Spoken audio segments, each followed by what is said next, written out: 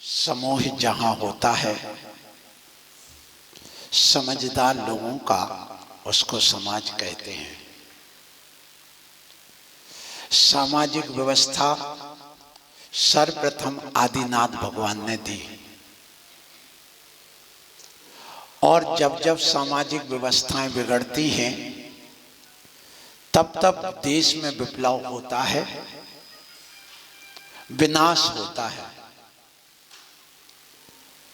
समाज एक प्रकार की नहीं, अनेक प्रकार की होती है। रोगी समाज, भोगी समाज, स्वार्थी समाज, परमार्थी समाज, ईमानदार समाज, बेईमान समाज, नास्तिक समाज, आस्तिक समाज, आतंकी समाज। अब विचार करिए, जैन समाज इनमें कौन सी समाज है? आतंकी समाज हो नहीं सकती, रोगी समाज हो सकती है, और रोग अनेक प्रकार के होते हैं, भोग अनेक प्रकार के होते हैं। कहीं भोगी समाज तो नहीं बन गई है। हम सब योगी समाज वाले हैं, साधु सज्जन। इसलिए समाज, समूह का नाम समाज है। जो समूह में एक साथ रहे वो सामाजिक कहलाते, जो समूह में ना रह कर एक रहे वो सामाजिक नहीं कहलाता है, वो असामाजिक कहलाता है। जो मैं अकेले की बात करता है, बस वह समाज को संगठित नहीं कर सकता। हमारी समाज में विघटन क्यों हो रहा? समाज एक क्यों नहीं हो पा रही? ये बच्चे क्यों भाग रहे हैं? आज्ञा में क्यों नहीं? फूट क्यों पड़ रही है? कभी आपने एनालिसिस किया इसका? नहीं किया। ध्यान रखना, 4 बच्चे यूनिटी की बात करते हैं और एक बच्चा यूनिट की बात करता है। एक बच्चा हमारे यूनिट की बात करता और 4 बच्चे यूनिटी की बात करते। तो हमारी यूनिटी क्यों नहीं बन रही? एकता, संगठन क्यों नहीं बन पा रहा है? क्योंकि सबके एक बच्चे हैं, और एक की हमारे जैन दर्शन में कोई गिनती नहीं है। हमारे यहां 2 से गिनती प्रारंभ होती है, संख्या। एक की गिनती नहीं, संख्या है, 0 भी संख्या है, लेकिन गिनती कहां से चालू करते हम? 2 से। आपको एक की क्यों नहीं? देखिए, आप एक कमरे में बैठेंगे, अध्यक्ष महोदय जी, और हमने आपसे पूछा, अध्यक्ष जी कमरे में कौन है? तुम क्या कहोगे? कोई नहीं। क्यों? तुम हो ना। जब दूसरा होगा तब तुलना होगी, जब संख्या कहलाएगी। एक को नगण्य कहा है, 0 को भी नगण्य कहा आपने यहां पर। इसलिए जहां द्वधिकादि गुणा नाम तो 2 अधिक हो तो वहां से बंद होता, उसके पहले कोई बंद संबंध नहीं होता। पढ़िए तत्वार्थ सूत्र। आप लोग क्या पढ़ते हो? क्या समझते हो? समाज का कितना विकास किया तुमने? विचार करिए। भगवान आदिनाथ के समय सारे लोग जैनी थे। भगवान महावीर स्वामी के समय 40 करोड़ नहीं, उनके बाद में जब यहां पर अंतिम श्रुत के हुए भद्रबाहु स्वामी, जब सितंबर और दिगंबर का विभाजन हुआ, उस समय 40 करोड़ जैनी थे। 12,000 दिगंबर साधु और 12,000 श्वेतांबर साधु थे। आज 40 करोड़ से हम कितने बचे? 40 लाख।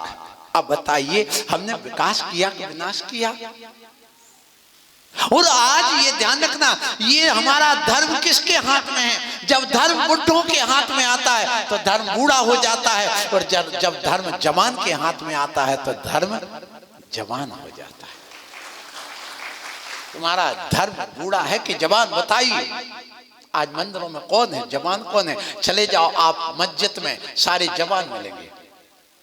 दो चार दाढ़ी वाले मुल्ला जी बाहर बैठे होंगे, सारे लड़के अंदर घुसे होंगे और वो अपनी मीटिंग कर रहे होंगे, अपने एक दूसरे की सलाह कर रहे होंगे, वो अपनी एक दूसरे की बात करके हमें कैसी योजना बनाना, क्या करना, किसको हराना, किसको जिताना, आगे हमारी योजना क्या होगी, हमें कहां से अपनी आबादी बढ़ाना, इस देश को हमें क्या करना, ये उनकी योजना चले होंगे। ध्यान रखना, तुम अपने बेटे को मिनिस्टर बनाना चाहते हो कि एक अधिकारी, बोलिए कलेक्टर को क्या बोलते हैं, सीएम, डीएम, क्या बोलते हैं? अब बताइए, तुम अपने बेटे को डीएम बनाना चाहते हो कि सीएम बनाना चाहते हो? बताओ। तुम्हारी सोच मात्र डीएम तक है कि मेरा बेटा डीएम बन जाए, और सामने वाला जो आबादी बढ़ा रहा वो कहता हमारा बेटा डीएम नहीं सीएम बनेगा, पीएम बनेगा, प्राइम मिनिस्टर ऑफ इंडिया चाहिए हमें, हमें डीएम नहीं चाहिए। सोच देखिए, ये कहलाती समाज। आज कितनी हमारी संगठित समाज है, जरा विचार करना, कितनी संगठित है, कितनी एक दूसरे पर उंगली उठाई जा रही है, जबकि भगवान महावीर स्वामी स्पष्ट कह के गए कि देखो तुम समाज में रहते हो, समाज को आप यदि आप उत्थान करना चाहते हो, सामाजिक उत्थान के सूत्र उन्होंने दिए, लेकिन तुमने आज तक वो समाज उत्थान के सूत्र नहीं समझे। क्या कहा उन्होंने? परस्परोपग्रहो जीवानाम। पहला सूत्र क्या है? सामाजिक संगठन का पहला सूत्र है ये भगवान महावीर स्वामी के पहले आदिनाथ भगवान ने दिया, जो तत्वार सूत्र में यहाँ पर लिखा गया। परस्पर में एक दूसरे पर क्या करना? उपद्रव के उपग्रह। क्या करते हैं हम? उपद्रव करते हैं एक दूसरे पर, का उपग्रह करते हैं। उपग्रह पहुंच गए चांद पर, हमारे भारत के इसरो ने भेज दिया। ये वैज्ञानिक लोग कहते हैं, अब वो कितना पहुंचा क्या पहुंचा ये बात नहीं मैं कर रहा हूं, लेकिन मैं इतना कहना चाहता हूं, चांद पर जाने वालों, तुम चांद पर डंडा क्यों मारते हो? आज इंसान ने आकाश में पक्षी की तरह उड़ना सीख लिया। आज इंसान ने पानी में मछली की तरह तैरना सीख लिया। आज इंसान ने पृथ्वी से चांद तक की यात्रा करना प्रारंभ कर दी, लेकिन खेत की बात यह है कि धरती पर इंसान की तरह चलना नहीं सीखा। ये धर्म इंसान की तरह चलने के लिए था। सो आज मैं आप लोगों से कहूं, परस्पर में एक दूसरे पर उपकार करिए, और उपकार करने से जुड़ते चले जाते। देखिए मैं आपको एक घटना सुना दूं, बिल्कुल ताजी घटना। एक लड़की है, उसके पिताजी बीमार पड़े हैं और भाई है नहीं, मां कुछ जानती नहीं है, और उसके बाद में उसके पास पिता की दवाई के लिए पैसा नहीं था। तो सामने एक सलाम अलैकुम वालों का मेडिकल था। सो वो जाती तो वहां एक लड़का बैठता था इसी की उम्र का, और वो क्या करता, बार बार कहता कि देखो मेरे पिताजी बीमार हैं, दवाई दे दो, हम कल पैसा दे देंगे। बोले पैसे की बात क्यों करती, चलो बिना पैसे की मेरी दवाई दे जा। वो 70-80 रुपए दिन की रोज को दवाई लगती थी उसकी, समाज ने वो पैसा नहीं दिया। अरे हम क्यों दें, हम क्यों दें, मतलब मंदिर बड़ी बड़ी बनवा लिया, खूब लाखों की बोली लगवा ली, सब कुछ कर लिया, लेकिन 70 रुपए दिन की दवाई नहीं दी। और उसके बाद में उस लड़की को बार बार ब्रेन वॉश करते करते, तुम्हारी कैसी समाज, तुम्हारी कैसी समाज, तुम्हारी कैसी समाज, देखो इतने बड़ी बड़ी धनाढ्य और इतने बड़े बड़े पैसे दान देने वाले, अभी यहाँ पंच कल्याण करा दो तो 21 लाख का भी 100 धर्म बन जाएगा, और 21,000 रुपया क्या, 21 रुपया की दवाई देने के पास किसी के भाव नहीं। एक साल पिताजी जब तक बीमार रहे, स्वर्गवास हो गया, उसके बाद वो लड़की चली गई उसके साथ। किसके साथ, किसके साथ, विचार। सिर्फ थोड़ा सा उपकार किया दवाई का, एक वो 70 रुपए दिन की दवाई दे, उसके लिए 70 लाख की पूरी मकान सब लेकर के अपने नाम कर लिया। खूब समझाए, नहीं माने। बोले हमें जैन समाज से नफरत हो चुकी है, जिसने हमारे पिताजी के लिए 70 रुपए की दवाई नहीं दे सकी। बताइए, यह है जीवंत धर्म। जीवंत धर्म मंदिर में नहीं है, जीवंत धर्म आत्मा में। उस जीवंत आत्मा को, उस परस्परोपग्रो जीवनम। आज हमारी युवा क्यों बाहर हट रहे, क्यों नहीं धर्म से जुड़ रहे? आपने कभी विचार किया कि क्यों ये हटते चले जा रहे? मात्र उसका कारण मैंने जो समीक्षा की उसमें एक ही बात निकली है कि आज का युवा, जो माँ बाप कहते, महाराज कहते मंदिर जाओ मंदिर जाओ मंदिर जाओ, वो मंदिर आता है, भगवान के सामने खड़ा हो जाता, हाथ जोड़ लेता है, भगवान हाथ पर हाथ रखे बैठे, कुछ बोलते नहीं है, कुछ समझ में आता नहीं है, सो भगवान कुछ बोलते नहीं, शास्त्र पढ़ते नहीं। अब क्या होता, वो 2-4 दिन आता, बोले बार बार लगे रहे, तो वहां कुछ होता तो है नहीं, कुछ मिलता तो है नहीं। इसलिए ना तो शास्त्र पढ़ा, ना भगवान ने कुछ बोला, वहीं तक आपका धर्म सीमित रह गया। उस दिन चावल चढ़ाए, 9 बार नमोकार मंत्र पढ़ा, इधर उधर देखा, मिल गया तो कोई लड़की से बात कर ली, मुस्कुरा लिया, भैया से बात कर लिया, माँ से बात कर लिया, घर की यहाँ वहाँ की बात करने लगे, तत्व की बात तो जानते नहीं। और धीरे धीरे उसको लगा मंदिर में कुछ नहीं रखा, अपना काम करो, मौज मस्ती करो, कोई नहीं मिला। अरे बंधुओं, ध्यान रखना, जब तक तुम ऐसे मंदिर की प्रेरणा देते रहोगे, आप शास्त्र पढ़ने की प्रेरणा नहीं दोगे, उनको पाठशाला नहीं भेजोगे, और पाठशाला की प्रेरणा देने वाले परमात्मा के रूप में जो आज मुनिराज हैं, जब तक उनसे नहीं जोड़ोगे तब तक समाज का उत्थान नहीं होगा, नहीं होगा। अब देव शास्त्र गुरु में बताइए, भगवान बोलते नहीं, शास्त्र पढ़ते नहीं, अब बचा कौन? गुरु। और गुरु से तुमने जोड़ा नहीं, नाता जोड़ा नहीं, नाता तोड़ दिया। क्या रखा? पंचम काल में तो साधु ही नहीं होते, ये और कह दिया सब भ्रष्ट होते, देखो वो मंदिर बनवा रहा, वो तोड़वा रहे, तोड़ा। तो अब क्या हुआ कि उन युवाओं में नफरत और तुमने पैदा कर दी। ऐसा मत करो, मत करो। यदि करते जाओगे तो तुम्हारा भला नहीं होगा, इस समाज का विनाश होगा। इसलिए मैं कहूंगा, परस्पर में एक दूसरे को उपकार की बात करो, एक दूसरे पे तानाशाही नहीं, एक दूसरे पर टोना टोटका नहीं, एक दूसरे की नुक्ताचीनी नहीं, एक दूसरे के दोष नहीं। अरे गुण ग्रहण का भाव रहे, नित दृष्टि न दोषों पर जावे, ये नियम बताया गया है। बताइए, आप लोग इतने दिन से पूजा करते हो,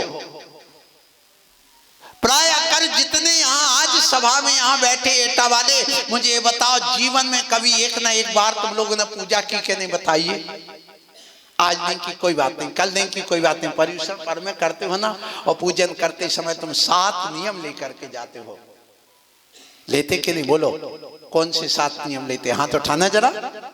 प्रतिदिन तुम संकल्प लेते, जैसे शादी में तुम 7 संकल्प लेते हो, वैसे ही तुम प्रतिदिन यहाँ पर 7 नियम लेकर के जाते हो, और रोज उसको पढ़ते हो। रोज तुम नियम लेके जाते, लेकिन वो 7 नियम कौन से हैं पता ही नहीं। दशा ये हो रही है कि आप लोग पढ़ जाते, लेकिन क्या पढ़ते ये पता नहीं चलता है। आपने यहाँ पर बड़े बड़े चातुर्मास कराए। ये समाज एक क्रीम है, इसका नाम सब जगह है, ये एटा है, और एटा बिल्कुल एटम बम जैसा है कि जहां फूट जाए तो वहां पर फिर देखो क्या होता है। इसलिए मैं कह रहा हूं, सबसे बड़ी समाज यदि इस एरिया में फिरोजाबाद के बाद है तो कौन सी है? आगरा छोड़ दो, वहां छोड़ दो, आप चले जाओ आसपास, सभागढ़ से लेके यहाँ आप क्या नाम से अलीगढ़, और यहाँ चले जाओ मैनपुरी तक। बताइए, सबसे बड़ी समाज कौन सी है? सबसे धनाढ्य समाज कौन सी है? सबसे ज्यादा शिक्षित समाज कौन सी? वो है एटा। इसलिए एटा वाले सुनो, आपसे मैं पूछ रहा हूं, आप लोग अपने जीवन में क्या करने वाले हो? कितनी बड़ी समाज है ये, इस समाज के लिए आपको क्या करना चाहिए? सोचना, विचार करना। तो आप अपने जीवन में इतना जरूर करो कि आपस में एक दूसरे से मेल मिलाप बनाओ, आप 7 नियम लेते हो, प्रतिदिन लेते हो, कौन सा बताइए? वो किसने लिखा, कहां से आया? अरे जो हमारे यहाँ पर प्रतिक्रमण लिखा हुआ है, आचार्य कौन? गणधर स्वामी ने हम लोगों का प्रतिक्रमण लिखा है, तुम लोगों ने नहीं लिखा, किसी विद्वान ने नहीं लिखा, उनके द्वारा माना जाता है वह प्रतिक्रमण। और उसमें कहा शास्त्र अभ्यासो जिनपति नुति संगति सर्वदारी सद्वित्ता नाम गुण गण था दोष बाधे च मौनम सर्वस्यापि प्रीत वचो भावना चात्म तत्व संपद्यंता मम भवे यावदे तेप वर्गा। इसको आपने हिंदी में पूजा जब कर लेते हो, घर जाने लगते तो क्या पढ़ते हो? शास्त्रों का हो, बोलो, पठन सुखदा, लाभ सत्संगति का, सद्वृत्तों का, सुयस कह के, बोलो ना, याद नहीं क्या? दोष ढांकूं सभी का, बोलूं प्यारे आपका रूप ध्याऊं, तोलो सेवूं चरण जिनके। कितने नियम ले गए? 7। पहला क्या? हे भगवान, मैंने आपकी पूजा कर ली, आपकी पूजा कर ली, आपको अर्घ्य चढ़ा दिया, शास्त्रों का हो पठन सुखदा। अब मैं शास्त्र स्वाध्याय करूंगा, ये हमारे लिए सुखदायी है, क्योंकि ज्ञान समान नान जगत में सुख को कारण, यह परमामृत जन्म जरा मृत्यु रोग। पढ़ते हैं आप लोग, खूब सुना होगा कि जन्म जरा मृत्यु के रोग का निवारण करने वाला है ये ज्ञान, और इसी से केवल ज्ञान प्राप्त होना, इसी से मुक्ति मिलना है, और कोई मोक्ष का साधन नहीं है। ज्ञान समान ना आन जगत में सुख का कारण, केवल ज्ञान के समान इस दुनिया में सुख का कारण और कोई दूसरा नहीं है। Wrong knowledge, right knowledge, pure knowledge, only knowledge, कितने प्रकार हो गए? काइंड्स ऑफ नॉलेज कितने प्रकार हुए? 4। रॉन्ग नॉलेज, मिथ्या ज्ञान, उससे बचो। राइट नॉलेज, सम्यक ज्ञान, उसको प्राप्त करो। फिर ओनली नॉलेज, सिर्फ एक केवल ज्ञान रह जाए और कुछ नहीं। फिर उसके बाद में प्योर नॉलेज, शुद्ध ज्ञान, ज्ञान शरीरी त्रिविध कर्म मल सिद्ध वर्जित सिद्ध महंता, जिनके मात्र प्योर ज्ञान रह गया और कुछ नहीं, सब समाप्त। ज्ञान शरीर जिनका हो गया, वो प्राप्त करने के लिए तुम यहाँ बैठे हो। इसलिए हमें समूह की जरूरत है, और समूह के बिना हमारा ना मोक्ष मार्ग बनता है, ना कोई समाज बनती है। ध्यान रखो, जब तक एकता नहीं होगी तब तक तुम्हारा मोक्ष मार्ग भी नहीं बनेगा। सम्यक दर्शन, सम्यक ज्ञान और सम्यक चार, इन तीनों की एकता का नाम क्या है? क्या है? अकेले सम्यक दर्शन का नाम मोक्ष मार्ग नहीं है, अकेले सम्यक ज्ञान का नाम मोक्ष मार्ग नहीं, अकेले सम्यक चारित्र का नाम मोक्ष मार्ग नहीं। एकता, तीनों की एकता होना चाहिए। तो क्या तुम्हारे अंदर एकता है?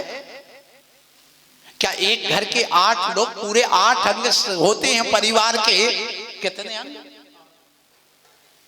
मुझे नहीं लगता कि इस नगर में कोई 8 अंग वाला परिवार होगा, सब विकलांग मिलेंगे। आपको तो यही पता नहीं होगी कि परिवार के 8 अंग होते कौन से हैं। सम्यक दर्शन के अंग पता होंगे, सम्यक ज्ञान के अंग पता होंगे। आपके लिए साधु के 28 मूल गुण याद होंगे, तुम्हें श्रावक के 8 मूल गुण याद होंगे, तुम्हें अरहंतों के 46 मूल गुण याद होंगे, तुम्हें सिद्धों के 8 मूल गुण याद होंगे, आचार्य के 36 मूल गुण याद होंगे, उपाध्याय के 25 मूल गुण याद होंगे, साधु के 28 मूल गुण याद होंगे। पर नारी के मूल गुण कितने बताओ? बस यही बात मत करो महाराज। और जब तक तुम्हें अपने मूल गुण पता नहीं चलेंगे, तब तक तुम्हारे घर में लड़ाई झगड़ा होते रहते, अशांति बने रहेगी, रोग और उत्पाद मचा रहेगा। आप पहले अपने गुणों को सीखो, अपने गुणों को। मेरे गुण कौन से? नारी के अंदर कौन से गुण होना चाहिए नहीं पता। बस यहीं पर हमारी भूल हो गई, यहीं पर हमने सब गड़बड़ कर दिया। आपने देखा कि मैं अभी कह रहा था कि देखो, अपने यहाँ पर भगवान की पूजा तुम करते हो, पर भगवान बोलते नहीं, शास्त्र आप पढ़ते नहीं, और महाराज के पास आप जाते नहीं। इसलिए हमारे बच्चों में धर्म के संस्कार नहीं, एकता नहीं। जबकि आप चले जाओ जहां मंदिर नहीं है, जहां कोई पूजा नहीं है, बस बैठ जाते हैं। और जब कभी वो मिलते हैं चार व्यक्ति, अपनी बात करते हैं, तो भगवान तो सब कुछ करता है, उसके बिना तो होते ही नहीं। या अल्लाह, या खुदा, बस होने वाला है।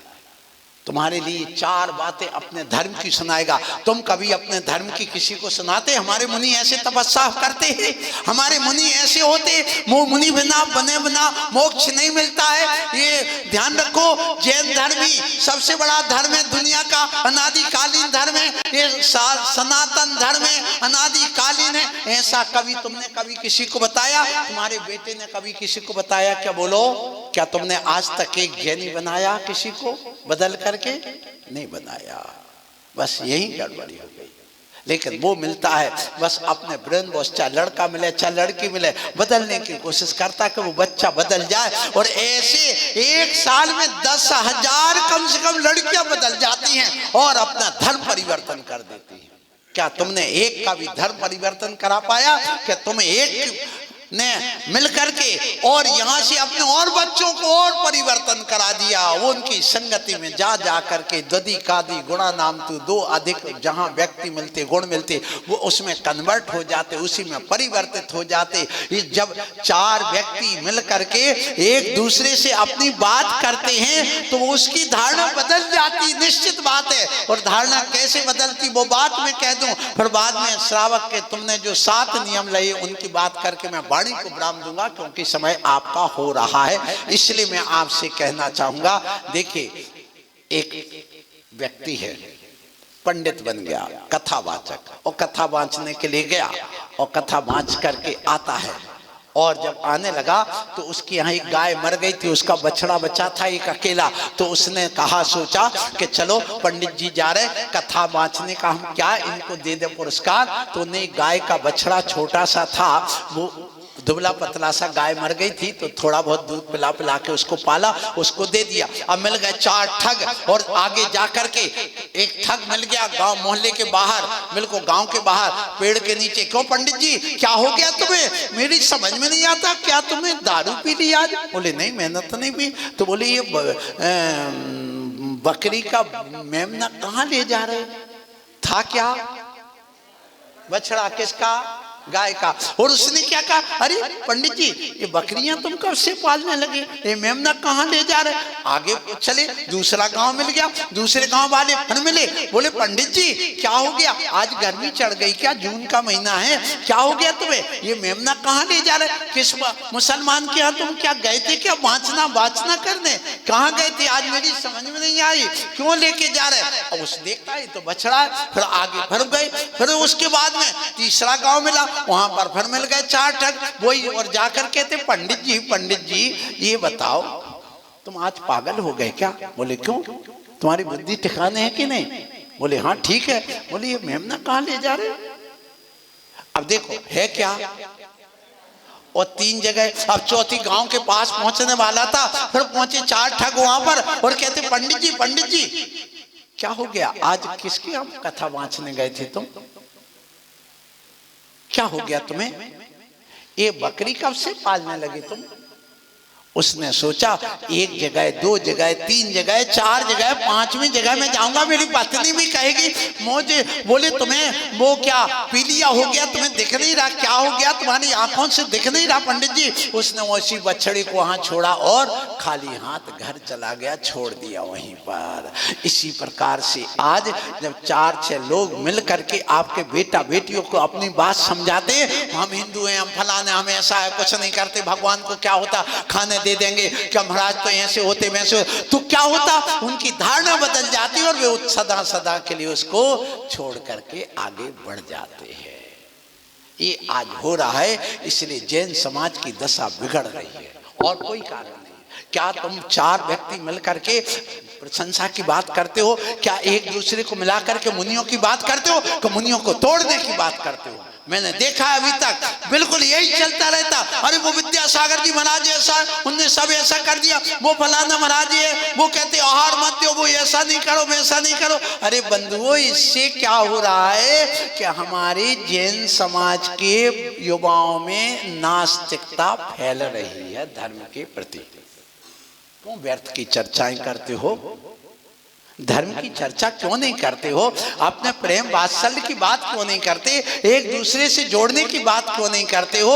ये देखा जा रहा, यदि कुछ का बस वो अध्यक्ष जी ने पुराने ने ये कर दिया, नए ने ऐसा कर दिया, उसने ऐसा कर दिया, वो ये करता वो करता। अरे उंगली देखो, जब हम पढ़ते थे तो एक फ्लेमिंग के बाएं हाथ का नियम पढ़ाया जाता था फिजिक्स में।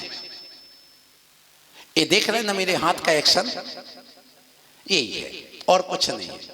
देखिए ये धारा बताता, धारा कहाँ बह रही है, कैसी बह रही है, क्या है, वो बात छोड़ो, अपन अध्यात्म को घटा लो। इसमें देखो ये क्या है, देखिए एक उंगली हमने सामने की, ए गुड्डू भैया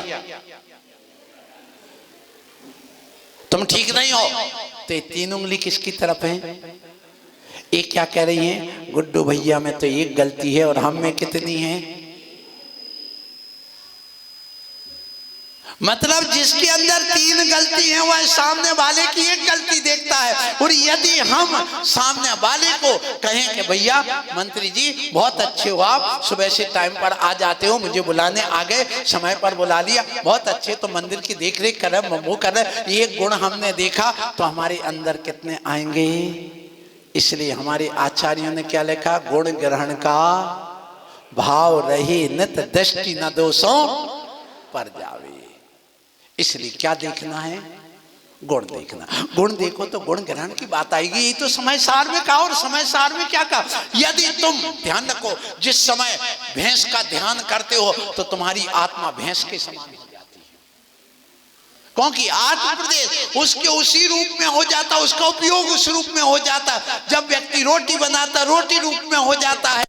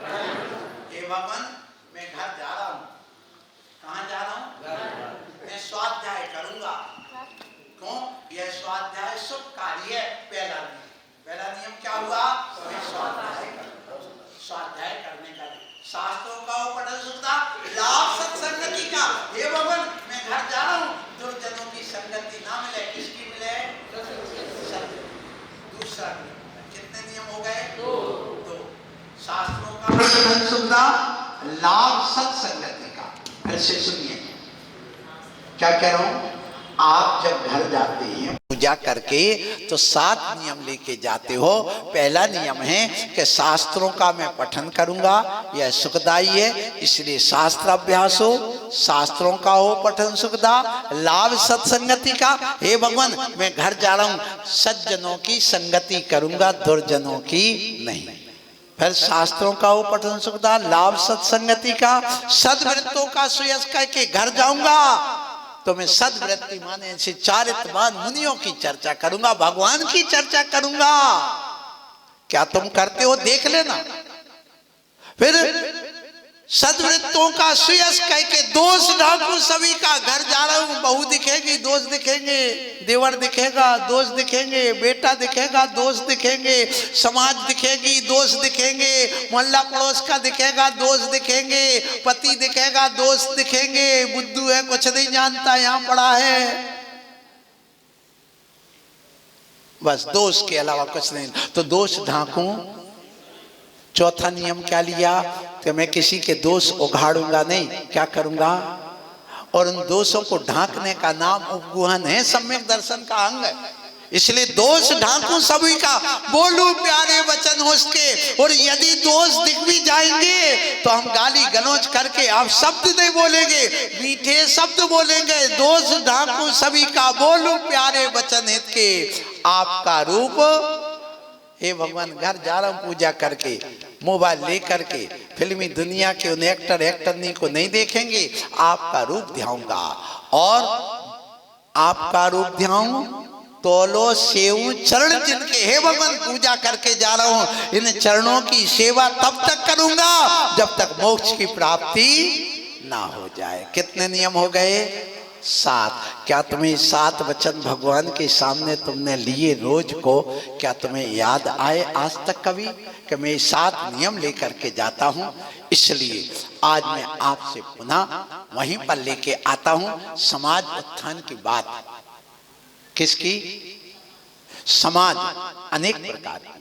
उस समाज में रोगी समाज हमें नहीं चाहिए, हमें स्वार्थी समाज नहीं चाहिए, हमें परमार्थी समाज चाहिए, हमें निरोगी समाज चाहिए। हमारे लिए यहाँ पर धार्मिक समाज चाहिए। धार्मिक समाज ही निरोगी समाज बनती है, धार्मिक समाज ही उत्थान करती है। और हमारे लिए व्यसनी समाज नहीं चाहिए, हमारे लिए हिंसक समाज नहीं चाहिए, हमारे लिए आतंकी समाज नहीं चाहिए, हमें आस्तिक समाज चाहिए। और आस्तिक समाज यदि पैदा करना है तो आपके लिए साधु की संगत समाज, और जैसी समाज वैसा व्यक्ति। बताओ क्या है सत्य? शुरुआत कहां से? जैसी समाज वैसा व्यक्ति। क्यों? जैसी समाज वैसा व्यक्ति को सामाजिक नियम कानून ही व्यक्ति के ऊपर लागू किए जाते हैं। घर अपने आप में एक समाज का काम करता है, उसमें 10 आदमी हैं, वो समूह हो गया, समूह हो गया, वो एक परिवार हो गया। परिवार में जैसे संस्कार होते हैं, जैसे नियम कानून उस समाज में बनाए जाते। तुम मांस खा सकते हो, उनका कानून है। तुम्हारे यहाँ मांस खाने का कानून नहीं है तो तुम्हारी समाज अलग बन गई।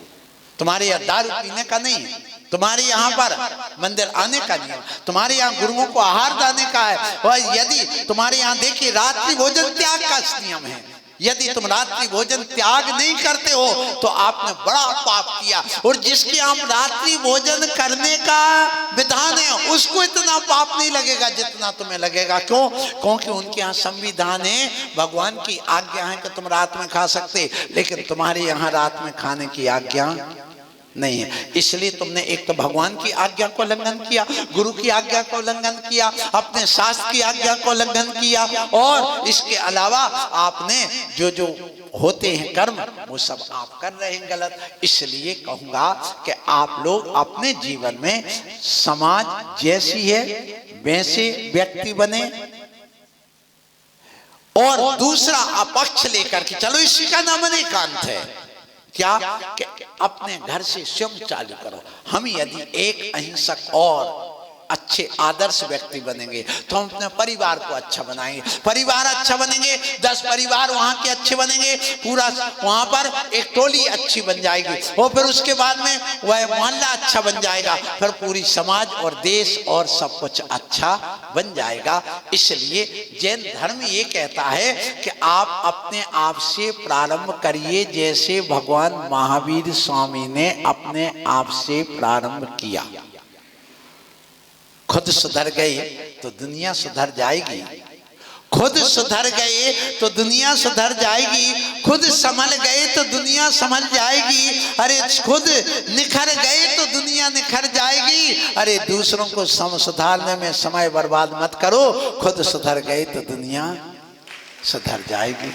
इसलिए प्रारंभ अपने आप से करो, अपने आप की बात करो। तो यहाँ पर अपना समय पूरा हुआ। आज मुझे बात और भी कुछ कहना थी, लेकिन अपने पास समय है, 1 दिन का नहीं, कितने दिन का? 3 दिन का। आज पूरा हो गया, कल फिर बात करूंगा, परसों समापन करूंगा। समाज के उत्थान की बात मैं कहना चाहता हूं, समाज की एकता की बात करना चाहता हूं। तो समाज में सबसे पहले आपको यही कह रहा हूं कि आप परोपकार, परस्परोपग्रो जीवनम, ये सूत्र अपने जीवन में अपनाएं। फिर कहा गया संघर्ष ना करें, आप आपस में संघर्ष की बात नहीं होना चाहिए। संघर्ष आप करोगे समाज मिट जाएगी। महंगाई, क्या कह रहा हूं? सच्चाई, भलाई, अच्छाई, कमाई और महंगाई, ये आज के इस सूत्र को आप अपने जीवन में उतारना। क्योंकि दुनिया में बुराई है, दुनिया में रुलाई है,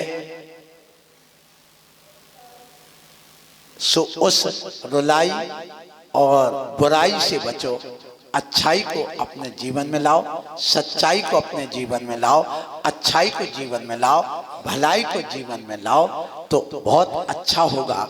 सो आप लोग प्रतिदिन यहाँ आते हैं, आए, मेरा बहुत बहुत आशीर्वाद है। पिछली बार मैं आप लोगों से कुछ बातें और कह के गया था, आज पुनः मैं उसी बात को कहूँगा कि समाज बहुत अच्छी है। क्या कह रहा हूँ? एटा की समाज बहुत अच्छी है, हमारा बहुत बहुत आशीर्वाद है। थोड़ी बहुत यदि होती भी है, पकने के बाद और खट्टा हो जाता, वो कौन सा है? नींबू। सारे फल पकने के बाद कैसे होते हैं? मीठे, पर नींबू कैसा होता? खट्टा। और सबसे ज्यादा टोना टोटका में यही काम आते हैं। क्यों? वो नकारात्मक ऊर्जा को समाप्त करता। इसलिए जब भी तुम शिलान्यास करोगे तो पारा जरूर डालोगे, और जब कोई नजर हो, कोई कर दिया, बोले कुछ नहीं, बस चौराहे पे चले जाना रविवार की रात को, और रात में 12 बजे उस नींबू की 4 टुकड़े करना और उसमें सेंदूर लगाना और एक एक दिशा में फेंक देना, तुम्हारे चारों दिशाओं की बाधाएं दूर हो जाएंगी। ये नींबू किसके काम में आया? टोटका के। आप लोग शनिवार को नींबू मिर्ची घर के सामने टांगते ना? बोलो पांडे जी, हैं? आप तो बहुत करवाते हो, ये आपका काम ही ज्योतिष देखना। ज्योतिष की बात तो मैं वहां करता, लेकिन अभी मैं आपसे यही कहना चाहता हूं, सुन लो। जाते जाते जितने बैठे यहाँ पर लोग, क्योंकि मुझे मालूम है समय मेरे पास कम है, 3 दिन में कुछ नहीं होगा, यहाँ तो पूरे 4 महीने चाहिए। 4 महीने बिल्कुल। हम तो छोटे महाराज हैं और छोटी समाज पकड़ते, हमें बड़ी समाज से बड़ा डर लगता है। हाँ, क्योंकि बड़े लोग हमारी बात नहीं समझते, हमारी छोटे लोग जल्दी समझ, इसलिए छोटे नन्हे मुन्ने बच्चों ही को पढ़ाता रहता मैं। चलो भैया ठीक है, गरीबों को पकड़ लेता, बड़े आदमी हमसे नहीं जुड़ते हैं, क्योंकि बड़ा आदमी बड़े आदमी से जुड़ता, छोटा आदमी छोटा। गरीब आदमी गरीब में देखता है, बड़ा आदमी बड़े को देखता है। बड़े आदमी बड़ा बड़ा खाते हैं और छोटा आदमी छोटा छोटा खाते हैं, जबकि ऐसा उल्टा देखा गया, बड़े आदमी बड़ा बड़ा खाते और छोटा आदमी ऐसा। इसलिए आप लोग समझिए, यहाँ पर आप लोगों को कहूँ कि आप लोग यहाँ आके बैठे हैं, बहुत अच्छी समाज है। मैं आज पुनः कह रहा हूँ, आप लोगों के अंदर बड़ी आस्था, भक्ति, समर्पण, ऐसी ठंड में आकर के यहाँ यदि सैकड़ों लोग आ जाएं ऐसी ठंड में, तो बहुत अच्छी समाज है। इस समाज के लिए तो मेरा बहुत बहुत आशीर्वाद है, बहुत बहुत आशीर्वाद है। तो आपको मैं ये बता रहा था कि देखो, नींबू नकारात्मक ऊर्जा को दूर करता, खट्टा होता, इसलिए सारे टोना टोटका किस पर किए जाते हैं? बोलो, नींबू। मिर्ची और चटपटी हो जाती है, इसलिए सारी टोना टोटका किस पर किए जाते हैं? मिर्ची पर। पारे पर सारे जितने भी आपके नकारात्मक, मान लो यहाँ पर कोई दोष है, कुछ नहीं, बस 50-50 ग्राम चारों कोनों पर बोले पारा डाल दो, आपके दोष समाप्त हो गए। इतना ही तो किया जाता, और कुछ नहीं करना। सो आप लोग अपने घर में जितने युवा बैठे हैं, जितने वृद्ध बैठे हैं, वे सुन लो। आज यद्यपि शनिवार नहीं है, तो भी शनिवार की बात मैं कर दूं। आप लोग शनिवार को शनि देवता की पूजा करते हैं, करते ना आप लोग? करते हैं। मुनि सुव्रतनाथ भगवान की पूजा करते कि नहीं? उनको शनि देवता मान लिया। लोग काली गाय को, काले कुत्ते को तेल चुपड़ करके रोटी वगैरह खिला देते हैं, काली तिल दान कर देते हैं, और शनि देवता के पास काले काले वो पत्थर के बना के रखते हैं, उनकी जाकर के वहां पर पूजा करने चले जाते हैं, वहां तेल चढ़ा आते हैं। ध्यान रखना, तुम कितने भी शनि देवता की पूजा कर लेना, काले कुत्ते को तुम खिला देना, काली गाय को खिला देना, मुनि सुब्रतनाथ भगवान की पूजा कर लेना, लेकिन तुम्हारे घर के देवता यदि बकरी बैठे हैं तो ये सब बेकार। घर के देवता कौन है? शनि देवता। बताओ कौन जानता है? आप ही की पुस्तक से पढ़ा है मैंने। कौन सी? केवल ज्योतिष नाम की आपकी जो पुस्तक निकलती है पंडित जी, उसी का बात मैं बता रहा हूं। तुम तो नहीं बताए पर मैं बता देता हूं जो मैंने आपकी उस पुस्तक से पढ़ा है। ध्यान रखो, ध्यान रखो। घर के शनि देवता कौन है? 60 साल से अधिक उम्र के सब शनि देवता है। अब हाथ उठाना 60 साल से अधिक वाले, उठाना हाथ उठाना। 60 साल से अधिक वाले शनि देवता, ये सब शनि देवता बैठे। और शनि देवी कौन कौन बैठी है? ये सब शनि देवी बैठे। सुन लेना, आप कितने भी मुनि सुब्रतनाथ भगवान की पूजा अभिषेक मंत्र जाप कर लेना, लेकिन घर का शनि देवता यदि बकरी बैठा है सब बेकार जाएगा। और घर का शनि देवता यदि खुश हो गया है तो तुम्हारे सारे ग्रह की बाधा दूर हो जाएगी। अब वो शनि देवता कैसे? सुनिए, अब बहू आई और बेटा आया और बहू ने अपने उस सास को ससुर को कुछ नहीं पूछा और वो पूजा करके गई, घूम घाम के गई, और घर के शनि देवता ससुर देख रहे जी बहू मुझे पूछती नहीं। ये बकरी हो गया शनि देवता। क्या हो गया? वो बकरी हो गया। इसलिए घर का शनि देवता बकरी ना हो सके। जिस व्यक्ति ने घर के शनि देवता को खुश कर दिया, सुबह से चाय दूध नाश्ता की पूछ ली, उसको समय पर भोजन दे दिया, जय जिनेंद्र कर लिया, पूछ लिया दादाजी कोई तकलीफ तो नहीं है, तो ध्यान रखना शनि ग्रह तुम्हारा बाल बांका नहीं कर सकता। लिख करके देख लो। भले तुम मुनि सुब्रत की पूजा करो या ना करो, भले तुम गाय को, काली गाय को तुम रोटी खिलाओ या ना खिलाओ, चाहे तुम चींटियों को दाना डालो या ना डालो, चाहे तुम कुत्ते को खिलाओ या ना खिलाओ, चाहे शनि देवता की पूजा करो या ना करो, घर के शनि देवता कौन है? 60 साल से अधिक के जो भी वृद्ध दादा दादी हैं वे सब कौन हैं? उनको खुश करो। उनको खुश करोगे तो आपको कोई ग्रह बाधा नहीं आएगी। ध्यान रखना, लिख के रख लो और सुन लो। जाते जाते बंद करते करते सुना दो। समय तो हो गया, घड़ी देखो तो 10 बजा रही है, लेकिन महाराज आप तो बंद करने का नाम ही नहीं ले रहे। क्या करूं? सुन लो, शनि ग्रह का स्वामी कौन है?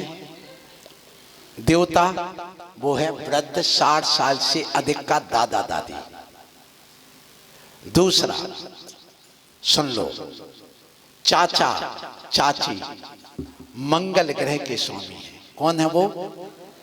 मंगल ग्रह के स्वामी। ध्यान रखना, जिसके चाचा चाची हैं उसका मंगल ग्रह कोई बाल बांका नहीं कर सकता। खुश हो, साथ रहे। और सुन लो, शुक्र ग्रह का स्वामी कौन है? पत्नी। यदि पत्नी खुश है, मुस्कुरा के तुमने बात कर ली है, खुश करके उसको भेजा है, खुश करके आप आकर के उसको हाल चाल पूछ लिया है, तुम्हारा शुक्र ग्रह ठीक है, तुम्हारा कोई शुक्र ग्रह बाल बांका नहीं कर सकता। ध्यान रखना।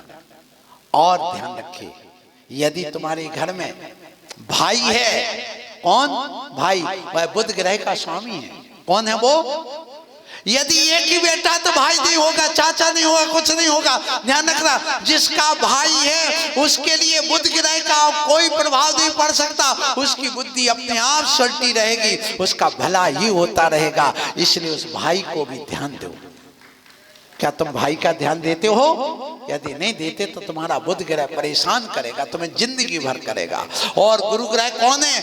माता पिता तुम्हारे गुरु ग्रह के स्वामी हैं। यदि तुमने माता पिता को साथ रख करके सेवा करके उनके हाल चाल पूछते हो, उनकी सेवा करते हो, तो गुरु ग्रह तुम्हारा कभी बकरी नहीं हो सकता, तुम्हें कभी परेशान नहीं कर सकता है। इसलिए सब ग्रहों की बात कहूंगा। आठ अंग जो शरीर परिवार के होते हैं, इनकी बात यदि कल विषय मिलेगा करूंगा, जरूर करूंगा, क्योंकि समय आज बहुत अतिक्रमण कर दिया मैंने, आपका समय मैंने अतिक्रमण करके किया है। इसलिए मैं आप लोगों से कहूंगा कि आप सुबह से उठो। सबसे पहले शाम को मैंने जो बात कही थी कि आप कुछ नहीं करना, कुछ नहीं करना, सुबह से उठना, अपना सुरक्षा कवच करना। कौन कौन करके आए जरा हाथ उठाना। 3 हाथ उठ रहे, 4 5 6, बाकी कल शाम को मैंने बताया था। और जब तक तुम जीवन में नहीं ढालोगे इसको, तब तक तुम्हारा भला नहीं होगा। मुझे ये बताइए, क्या नाम भैया? संदीप भैया, मुझे ये बताओ, तुम्हें भूख लगी और अध्यक्ष जी ने यहाँ नाश्ता बनवा करके तुम्हारे लिए 8 पराठे, सुनो 8 पराठे दे दिए, केला टमाटर की सब्जी बना के दे दी, उसी में मटर डाल दिया, नींबू का अचार दे दिया, 1 मिर्ची रख दी, ठीक है ना, 4 रसगुल्ले रख दिए, 1 कटोरी रबड़ी रख दी और पेट पर बांध ली। पेट भूख मिट जाएगी। पेट पर रोटी बांधने से भूख मिट जाएगी क्या? भूख कब मिटेगी? जब एक एक गिलास अंदर गले के उतारोगे तब मिटेगी। इसी प्रकार धर्म अकेले सुन लेने से कल्याण नहीं होगा। जब तक जीवन में धारण नहीं करोगे तब तक कल्याण नहीं होगा। ये ध्यान रखिए। इसलिए मैं कह रहा हूं संदीप भैया, पेट पर रोटी बांधने से, जैसे भोजन बांध लेने से भूख नहीं मिटती, ऐसे सुन लेना मात्र से नहीं होगा। जब तक जीवन में धारण नहीं करोगे, सो धर्म को जीवन में धारण करो। आपको हमने बताया था, आपका कभी कोई बाल बांका नहीं होगा। सिर पर हाथ रखिए, रखिए सब लोग सिर पर हाथ। ये कोई टोना टोट की बात नहीं है, ये धर्म की बात है। आप मन में विचार करिए, भगवान मेरी बुद्धि सही बनी रहे, मेरे मस्तिष्क की रक्षा हो, और बोलिए ओम ह्रीम नमो अरिहंताण। बोलो, मेरी तरफ देखो, ऐसा बोलो ओम ह्रीम नमो अरिहंताणम। मुख पर हाथ रखिए, मुख पर हाथ रखिए और मन में विचार करिए, भगवान मेरी ये इंद्रियां जीवन के अंत तक सही काम करती रहें, मेरे मुख की रक्षा हो। और बोलिए ओम ह्रीम नमो सिद्धाणम। मेरी तरफ देखो, ओम ह्रीम नमो सिद्धाणम। अब ऐसे हाथ रखिए और मन में विचार करिए, शरीर में जो भी आदि व्याधि टोना टोटका हो, कोई भी नजर हो, रोग शोक हो, व्यंतर बाधा आदि हो, सब दूर हो और जीवन के अंत तक हमारे 8 अंग सुरक्षित बने रहें। और मंत्र पढ़ के पूरे शरीर को स्पर्श करके ओम ह्रीम नमो आयरियाणम। अब ऐसी अंगुली करो, मेरे हाथ में तलवार है, मैं क्षत्रिय हूँ। जो भी भूत पिशाच टोना टोटका मंत्र तंत्रवादी हैं, शत्रु हैं, वे सब भाग जाएं, मेरी रक्षा हो। ये तलवार हिंसा के लिए नहीं, रक्षा के लिए है। और बोलिए ओम ह्रीम नमो वज्रायाणम।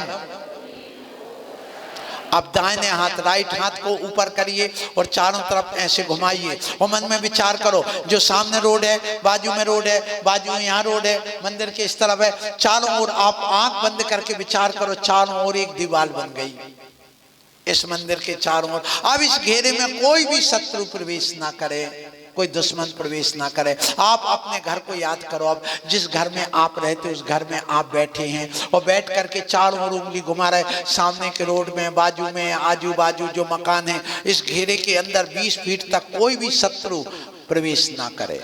मन में विचार करिए। और जितने भी हमारे यक्षक्षणी जिनेंद्र देव के देवी देवता हैं वे, और जितने भी हमारे पूर्वज जो भी स्वर्गवासी हो गए, वे देवता हमारे चारों ओर सुरक्षा में खड़े हैं सैनिक की तरह। इस घेरे के अंदर कोई भी शत्रु प्रवेश ना करे। और बोलिए ओम ह्रीम नमो लोये, ओम ह्रीम नमो लोये सभ्य साहुरम। बोलो। अब आप जमीन पर ऐसे हाथ रखो आजू बाजू और मन में विचार करो, इस घेरे के अंदर जो भी बाधा हो सब दूर हो जाए, जो भी शत्रु हैं वो भाग जाए और मेरे जीवन की, परिवार की रक्षा हो, धर्म की रक्षा हो। हाथ जोड़िए और बोलिए ओम ह्रीम एसो पंचनमो यारो सव पाव प्रणाशनो मंगलाणम च सव्येशम पढ़मम हवई मंगलम। वहीं बैठे बैठे नमन करो, पार्श्वनाथ भगवान को स्मरण करो और कि भगवान आपकी शरण में हूँ, आप ही मेरे रक्षक हैं, मैं आपका भक्त हूँ, आप रक्षा करें। नमोस्तु नमोस्तु नमो। अब ऐसे हाथ मलो और झड़ा दो, हम सबसे बड़ी। ये प्रतिदिन उठ करके करो, तुम्हारे ऊपर कोई टोना टोटका का प्रभाव नहीं होगा। तुम्हारे घर के ऊपर कोई टोना टोटका मंत्र तंत्र करके गया है, उसका कोई प्रभाव नहीं होगा। तुम्हारे जीवन में कोई नजर नहीं लगेगी, कोई भूत पिशाच बाधा नहीं करेंगे। आपके घर में कोई करके गया, आप फेंक दो, आप कुछ नहीं करना, आप हटा दो वहां से, बस अलग कर दो। हाथ से नहीं, पैर से अलग कर दो उसको। हाँ, हाथ से नहीं, पैर से। और पैर में जूता हो तो और अच्छी बात है, उसको हटा दो, उससे स्पर्श ही ना करे, उसको साइड में करके बस एक कायुसर करो, हाथ पैर धो करके आ जाओ अपने। कभी कुछ तुम्हारा बिगाड़ नहीं होगा, तुम किसी से डरना नहीं। अब कल मैं आपसे कहूंगा यंत्र मंत्र और